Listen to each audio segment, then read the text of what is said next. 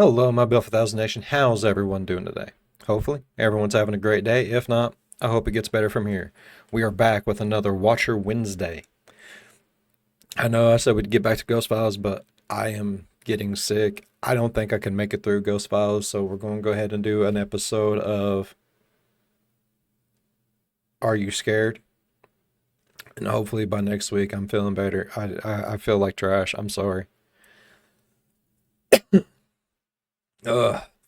But I don't think I could sit through an hour and 6 minutes and bring the excitement the whole time. I'm doing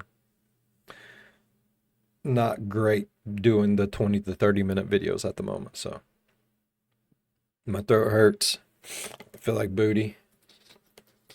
Drinking plenty of fluids though.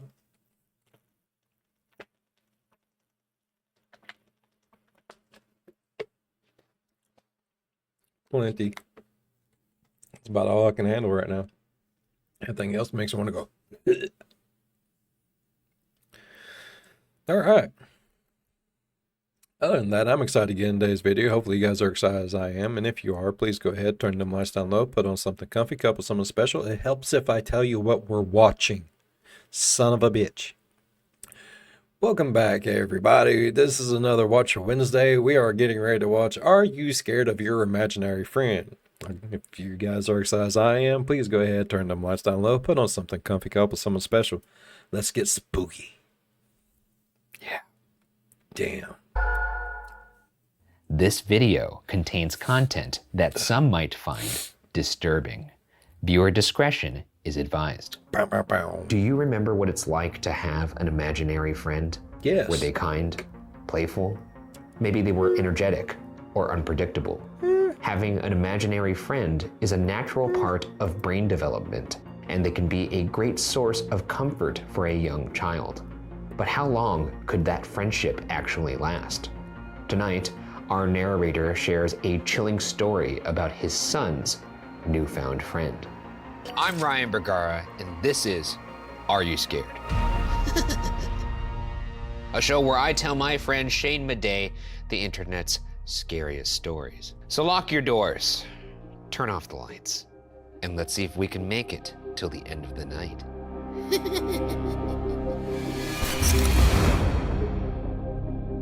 Imaginary friend.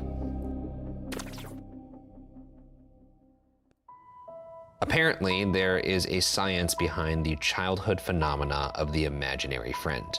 Psychologists note that it's natural, a sign of intelligence, attempting to stimulate social skills, or just simply an innocent game of play pretend. I disagree. Yeah. We're two of the smartest guys who ever lived, and we ain't had no imaginary friends when we were growing up. It sounds like these doctors were huge nerds. Yeah. They just needed to cover it up. Yeah, they wanted to just comfort themselves. Yeah, and oh make no, it's a themselves sign of enormous intelligence. If you did have an imaginary friend growing up, what would you be looking for? I don't know why.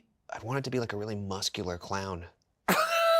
Did not expect you to say those words. I don't know, just like a fucking, Okay. just like jacked clown. I like that. I think my imaginary pretty friend would be a cool. real little guy who sits on my shoulder. Until you didn't and laugh at says one of stuff its like, jokes. "Yeah, do that." You know? You mean like the devil and the angel kind of scenario? Like Yeah, Kronk but from yes, Emperor's yes, New Groove? but no angel. Just one devil on my shoulder. Is he also doing one-armed push-ups? Oh yeah, up here he's just doing push-ups, and he's like, smoke cigarettes. Really though, most scientists seem to gravitate towards explaining Lordy. these friends as the telltale sign of a child grasping for autonomy, someone they own all to themselves, that they have control over. Well, let me tell you, I don't feel in control. Oh, fuck. That's my morning mantra. When you wake up in the morning, that's the Well- first thing you say? Let me tell you, I don't feel in control.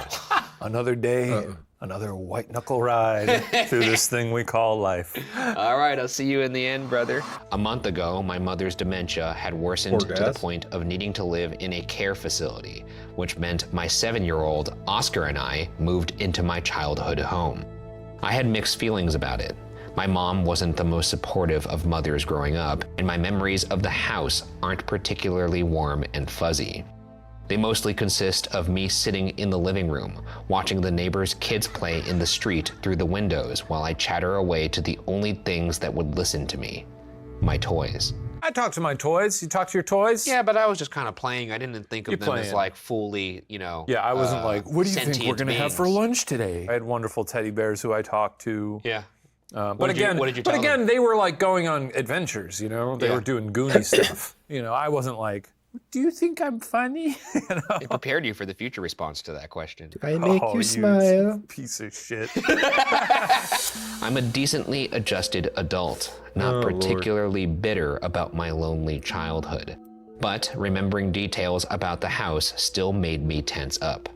How it wore its shadows like a thick layer of dust, or the way the doors drifted on their hinges and never quite closed properly, so that from the end of the downstairs hallway, the living room always looked like someone was inside, inviting you to join them with a propped open door. Spooky. I used to have a little is coat spooky. rack in my bedroom when I was a childhood. And every time you saw it, did you go, ah! Yeah, kind of. It kind of looked like a man standing in my corner. And you see never him doing ever it, though. got wise to that fact. No, I think I was always aware of it, and every time I does looked it at it, I on, was like, you I know, know that's a coat rack, but what if there was a guy? Ghost What Files. if there was a guy who And was a he- coat rack? Not a coat rack, no. Oh. I mean, what if a guy got wise to the fact that I had found peace in knowing that it's a coat rack, and then I'm going to stand here and pretend I'm a coat rack until he falls asleep? Yeah. This is what my mind started to think of. And Yeah. then once I was asleep, he would, Wow. He'd do a Pennywise run at you. and then he would, no, he would just kill me. Oh, he'd just kill He'd you. just kill me, yeah. Other than my own right. trepidation, everything else went Yeah, pretty fucked smoothly. up childhood, man. However, as I stepped into the house again for the first time in over a decade, I felt a brief chill, like someone exhaling onto the back of my neck. Daddy, look! The excitable shriek of my son from the living room tore me from my thoughts, and I shifted my eyes to peer through the door swaying in front of me. In the still furnished room, placed around the glass coffee table that had discolored into a foggy yellow from years of cigarette smoke, was a circle of toys. But not just any toys. All my favorites from childhood. There was Mr. Jingles, the mouse, propped stiffly Mr. on his Jingle back Jangles? legs. That's a funny name. I'm so excited to hear this roster. I know. Off to a great start with It's Mr. great. Jingles. Mr. Jingles. Because you is said a- Mr. Mr. Jingles, and I was Jingles. like, now what is Mr. Jingles? And you know what? Mr. Jingles is a good name for like a horror character because it's cute and funny. I could also see that being terrifying. At the mercy of a thin film of dust, The tale of Harriet the the Jingle donkey Jangle. had turned a much lighter, duller shade of gray, and my old He-Man figurine sat uncomfortably, his plastic arms bent in a way that made them look horribly broken. On the coffee table itself sat my old Ladybug tea set. Nothing about these things should have been frightening, a Ladybug but there was tea a set. quiet uneasiness in the sagging joints and moth-eaten ears of the Ladybugs are playthings so cool. once so full of life to Those me. other ones I don't I like. 'em. felt what I can only describe as the opposite of nostalgia, as if instead of me longing for the past had been longing for me for quite some time, and now that it had me, I was to be punished for my absence. Oh shit, this is... What are the other ladybugs called? The orange-looking ones. They're not ladybugs. Ladybugs are red, right? I don't like the orange ones, man. They get everywhere and they smell so bad. It's worse than stink bugs. like fucked up Toy Story. Like if the toys got angry at Andy for not playing with them. It's like Sid's toys. Well, they... Sid's toys were a pretty fucked crew. Not you know? really, it's just Sid messed with them. Yeah, they didn't like it. This is more like Small Soldiers. oh, Tommy Lee shit, Jones. This is gonna turn into Small Soldiers? I bet you that donkey will be fucked up. And the little mouse, Mr. Jingles, he's probably a little son of a bitch too. Going over there when you're sleeping, shoving peanuts up your nose, lodging them in your brain, watching your eyes bleed, laughing. This is really scary. Looks like you're going nuts. You gotta pitch this to Blumhouse. I could have Right. pushed away this feeling as my own overactive imagination, Oh, boy, but these Ryan. toys were set out in the exact same way I would I have a arrange feeling he had them a very every single traumatic day childhood. as a child, unless they had been sitting here untouched for 20 years. I couldn't come up with a logical explanation to what I was looking at. I mean, even I would be like, maybe your kid did it. He's 7. He's Also, your like, kid. You remember exactly how you... Well, if it's a circle. Also, that's not another thing. You're not reinventing the wheel. It's not like you had the toys arranged in like the configuration of the stars in the American flag. It's like It's a fucking circle. Toys in a circle, that's classic. Like they're doing a little sacrifice or something. Where'd you find this stuff, buddy? I asked, lightly hoping Oscar didn't discern any fear from my voice. It was just there. Inwardly, I cringed at how easily Oscar grabbed at Mr. Jingles to inspect his worn felt hat, as if I worried its dilapidated state was somehow infectious. He told me they hadn't had a bite to eat for years and that they're very hungry. Very hungry. That's why they're having a tea party. Don't they look hungry, Daddy? Mentally, I kicked myself for thinking that the words of a 7-year-old would do anything to ease my mind. As I looked closer at the toys, however, I realized he was right. They did look very hungry. Mr. Jingles was sitting there like... I don't know. I was gonna say, if you look at an action figure long enough, I suppose you could transpose an emotion onto it. I don't know. He thinks the toys look hungry. Any thought about What my does old I dolls look soon hungry look evaporated like on in the a toy, stress though? of moving in. It turns out that fitting a new dishwasher or grouting the window frames against the relentless mid-February British drizzle is an incredible tonic for disquietude. In fact, I didn't even see those toys again until I had sorted Oscar's bedroom, the downstairs spare right across the hall from the living room. This story became so English so Yeah. quickly. Oh, good Lord. I know. A British drizzle, incredible tonic for disquietude. This would actually cause the first proper argument with my son I could remember. Oh, Lord. In the days we'd been in this house, Oscar had grown rather attached to my old toys, and I often heard him giggling to himself while he hosted I mean, that's tea cool though, parties. right? This in and itself wasn't a problem. After all, I'd conducted plenty of pretend tea ceremonies in my day. But in Oscar, it became almost obsessive. Oscar had always been mild, good-natured, but these days I noticed a flicker of near resentment in his expression whenever I told him it was bedtime and time to say goodnight to the toys. Uh-oh. Maybe it was nothing. Children can get stroppy, especially during a big life change like a move. But the anger in his little voice felt a little too cold for a child. At night, I would hear the pattering of feet or the low groan of the living room's door's hinges. But whenever I made my way down the stairs to try and catch him out of bed, Oscar would be back in his room, fast asleep. I like it. Toys are alive. What's going on with Oscar? Are they filling his head with naughty thoughts? I bet they're whispering to him, yeah. What do Kill you your think? father, kill your father, kill your father. Yeah, what do you think Oscar was saying that made his He's dog? probably saying, okay, okay, okay. Well, to his dad, because his dad's alarmed. Was he like, I'm gonna fucking kill you? Oscar, tea time is over. No, it's not, bitch. Mr. Jingle says you're an asshole. Mr. Jingle says I could take you. Mr. Jingle says no wonder Mom left you. Dr. Donkey says you're a cuck. Dr. Oscar Oh would be my God. back in his room, fast asleep, until I Dr. finally Donkey. caught him. I woke up one night, and the air in the house was thick and humid. I got up to open some windows, and when I got to the one on the landing, a glance into the gloom of the downstairs hallway drew my attention to two things. The first was Oscar, sitting in the living room, engrossed in whispered conversation. The other thing I noticed, just beyond the door, was what I swore looked like a thin gray shadow stretched across the ground, seemingly cast by nothing. The stairwell creaked beneath me, and by the time I got to the bottom of the stairs, Oscar's head had whipped around. Os? I croaked, trying and failing for an authoritative tone. What are you still doing up? Playing. He said it such a flat tone that I half expected him to follow it up with, you fucking idiot.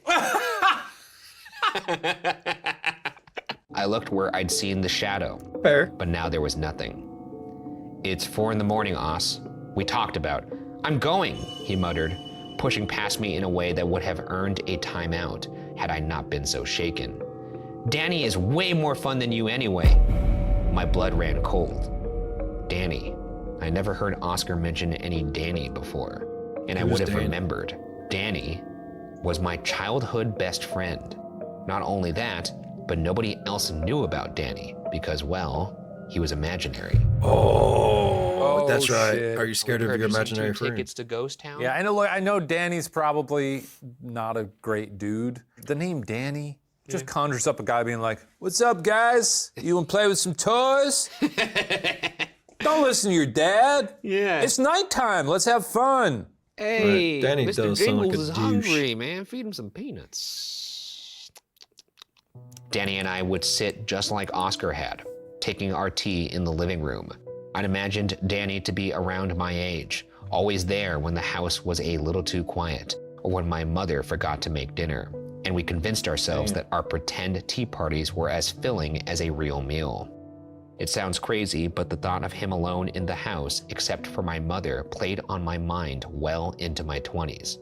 I marched back up the stairs to my room, struck by the coincidence that Oscar and I, presented with the same lonely house, chose the same name for our imaginary friends. He needs to start grilling his son about Danny. I'm actually legitimately curious. This is a serious question. If you had an imaginary friend, and the friend's name was Danny, and then you had a boy one day who had an imaginary friend also named Danny, what would be your reaction? I'd be like, "Tell me about him. What's his deal?" You wouldn't be freaked out a little bit. I don't think so. Not even a little bit? You wouldn't be like, huh, that's weird. That's a little bit. There's not that many names. Yeah, there are. What are you fucking talking Not that about? many names. I don't know why I had expected like it to 3 be. friends named Dan growing up. Don't even get me started on Brian's. Yeah, there's sure a lot of Brian's. There's too many Brian's. The next day, I is decided to too many swap Brians. mine and Oscar's bedrooms.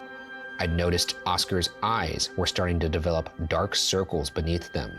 And after the previous night, I understood why. If he slept upstairs and I slept downstairs, he wouldn't be able to sneak off in the middle of the night to have imaginary tea parties. Oscar complained, but this way I'd more easily know if he was up and moving around. What the fuck is this dad doing? Okay, buddy, I'm gonna sleep in the race car bed tonight, and you're gonna sleep in Daddy's bed, just because I feel like we'll be safer this way. I feel pretty emasculated right now because I can't control you. I'm gonna go sleep in your little teeny tiny bed and you sleep in my giant one. How do I turn on Lightning McQueen's little eyes here? Ka-chow? Is that what I say? Okay. It's presented in a way that like that's logically the next step. But I'm just gonna guess that Danny and Oscar are just gonna be like jumping on the bed eating popcorn. That first night of me sleeping downstairs, I awoke around midnight to the sound of pattering feet. Groggily, I sat up, preparing to chastise my son, and threw open my door. Nothing. Just a stale draft seeping from the living room into the hall. I blinked and peered into the living room. Aha! Maybe Oscar wasn't there, but he was as good as caught. He'd set up Mr. Jingles and crew into their tea party arrangement. Even if he wasn't here now, Oscar was just here. This guy's so fucking stupid. Aha! This is what my boy's done. He hasn't solved anything. Just picturing a neighbor looking through his living room window, just this grown man at 2 o'clock in the morning like, aha! Mr. Jingles, I knew it was you. Just playing with all these things in a tea party. I finally outsmarted my son! Since I didn't catch him in the act, I decided I wouldn't talk to him about yet again disobeying me until the morning. I put the toys back in their bin and shuffled back to my room. As I laid back into bed, faintly, barely audible, I thought I heard a hoarse, faraway voice, as though through a staticky television. You just sleep now. I was exhausted from the week of moving, and I figured the voice was my brain sliding into the twilight of sleep. Right before I lost consciousness, the last thing I remember hearing was, It's all sounding a "I'll little be shady here. to me, bro. Oh, I can't tell you how good it is to see you." It's a lot to just hear, you know, and be like, yeah, that's probably nothing. The next morning, I awoke, unsettled. The first order of business was making sure Oscar stopped trying to have his midnight tea parties. Oscar regarded me balefully as I carted Mr. Jingles and Company in boxes up to the attic. Then, he refused to talk to me to or from school. That night, I had a hard time falling asleep. All night, I tossed and turned. Kids can But be then, rude. around sunrise, the sound of shuffling filtered across the hall. I quietly opened my door and stepped across the hall and found the boxes open. The tea party set out exactly as it had the day we moved in. I almost lost it. I wanted to yell at Oscar, to drag him downstairs and make him clean up what he'd done. but across the living room, something caught my eye. Against the wall that's always held a big, dusty mirror, I saw a shadow almost crawl along the wallpaper. When it got to the mirror, I caught a glimpse of myself, looking exhausted and slightly confused. Then, my reflection started to be interrupted, like there was now a film running down the mirror. And in that film, I saw him, Danny. Danny! Hey! Hey, Hey, what's Danny going on? boy, Been the a while. pipe, Wow, you grown up too. the Wanna grab a pipes beer? are calling. Now he's a little more mature. And now they could just bro down.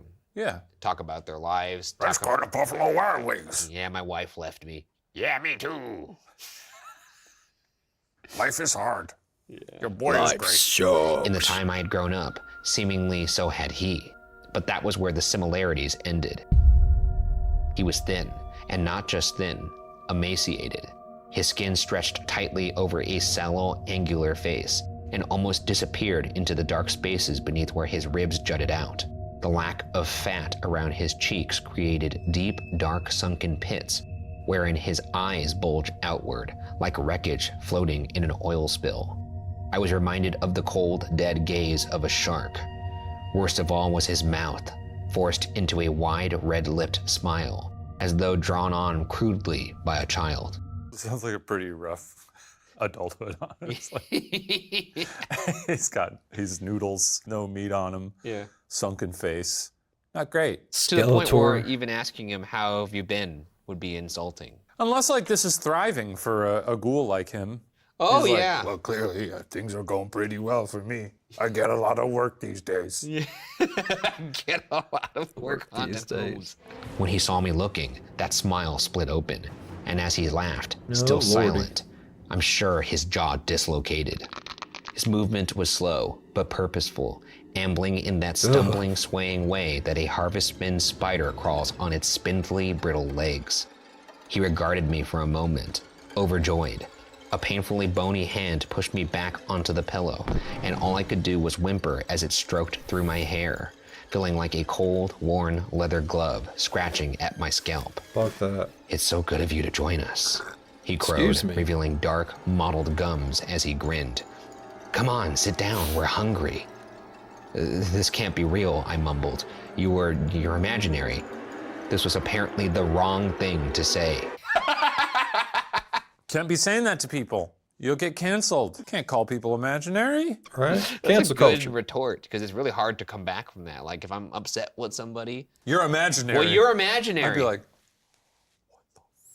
And then you look at your hand and it's like Back to the Future. ah. I'm gonna try that the next time I have an argument. Danny was still smiling, but there was a glimmer of dark Oh, rage God. in his expression. Well, that's not very nice, he chided, the thin hand moving over the reflection of Mr. Jingles. I've been all alone, Oliver. Nobody to play tea parties with. You must be as hungry as we are. Go away, I begged, watching his hand squeeze my old toy. I'm not a kid anymore. I don't want to play with you. Leave me alone and leave Oscar alone. Relax, he hissed. Tell your friend Danny all about it. I'm not your friend anymore. At those words, the reflection of Danny started to shake. In his hand, in the reflection, and somehow in real life, fluff started to burst from Mr. Jingles' seams, as Danny seemed to grow angrier. Danny's reflection seemed to consider the fluff in his hands, right as I heard from upstairs a, "Dad?" It was Oscar. My eyes grew Oh, wide no. as Danny looked up at the ceiling, a sinister smile spreading knew across it. his gaunt I knew it. face. Suddenly, he slid out of the mirror, heading straight up towards the second floor. I spun on my heels and sprinted up the stairs. At the first landing, I slipped and smashed my jaw against the wall. Never good when they start crawling out of the mirror. Speaking from Nah. personal experience there. Yeah. Usually bad. You know, on our ghost hunts. When we get anything them crawling climbs out of the your mirrors mirror, all the just time. run We don't put it on away. camera, but The best thing to do about that is Run you just away. put a mirror in front of the mirror and then they crawl right back into another mirror. yeah, they sort of get stuck in a little loop Like Mario. and they pick up speed and they just go mirror to mirror to mirror to mirror and they can just go Yeah. and eventually just explode in a ball of light. This is something that we know as ghost hunters. It's one of our tried and true methods. Yeah. Great way to trap a ghost. 2 mirrors. Oscar's voice pulled me the rest of the way upstairs. I burst in his room to see a long, thin shadow seeping down the wall, right towards Oscar's head. Without thinking, I grabbed Oscar and ran downstairs. We jumped in the car and started driving. I swore in my rearview mirror I saw the house itself shake in rage as we sped down the street. Oscar huddled in the passenger seat, trembling. I don't think this is gonna happen, but I fucking hope Mr. Jingle somehow snuck into the car. Oh, or he's on the roof And popped out of like the center console with like a little knife. with a little knife. Or a gun. Yeah! A little knife gun. or a big gun. It's just big a little gun. mouse with just a 9mm. Pops out of the Squirrel with a console. gun. I hate to do this! I pointed the car in the only direction I could think of, towards my mother in her care facility. Being close to psychological professionals felt like a good idea at the moment. When we got there, my mom had just finished breakfast. Oscar played quietly on a tablet while I sat across from my mother, the woman who had given me so little comfort my entire life, hoping for an ounce of reassurance. A hint that I wasn't going mad like her. She stared straight through me at Oscar while I talked. Her eyes were filled not with love for her grandchild, but something sinister, like Oscar was standing in her way. After what felt like an eternity, my mother said the first words I'd heard from her since going into the facility. Oh, God. Shouldn't you two be getting back? Danny doesn't like to be alone for long. So, are you scared? Imaginary friend. This is actually a story about an imaginary enemy. Oh, that's really good. Whoa. Yes, that's true. That's Have you ever had an creepy, imaginary man. enemy? Or was that just your reflection? I don't hate myself as much as you do, so, So did the mom go through the same I shit see myself in the as mirror. the I'm dad like, was "Hey, good to going see you, through? pal." All right, Whenever well, the that dad story was was little? submitted to us by Freya Richardson. Thank you for that lovely little yarn. That was quite fun. What if my imaginary friend was you? Oh, interesting. Hello? Hello? Hello? Ryan, I'm real, I think. I made my friend disappear. I made my friend disappear! Yeah! You really need to stop making people disappear. That's how the professor died, bro. Damn. That was good. That was good. I like that. That was a good one. Like, so was the mom of the dad, the grandmother of the little boy, was she going through all the shit that the dad was going through whenever the dad was little? Like, is that why everyone thinks she's lost her fucking mind? Because she's been fighting with Danny for a long time? And now the dad's got to deal with this shit? You better get home. Danny don't like to be by himself for too long. Man, how the fuck? Man, he been alone for like 20 years. He'd be fine. Shut up. Alright, I really enjoyed today's video. Hopefully you guys enjoyed today's video as much as I did. If you did, please go down there, leave a thumbs up. It really does help the channel grow. While you're down there, if you want, go on over, slap that subscribe button, become part of the B5 Nation. We do some crazy stuff here. And if you want to know when that crazy stuff happens, ding that bell and turn on all notifications. As always, be good to one another, and Happy New Year. Hope everyone has a great 2025. Be good to one another. I'll see you in the next one. Bye-bye. Damn. I'm another year older almost. Oh, God.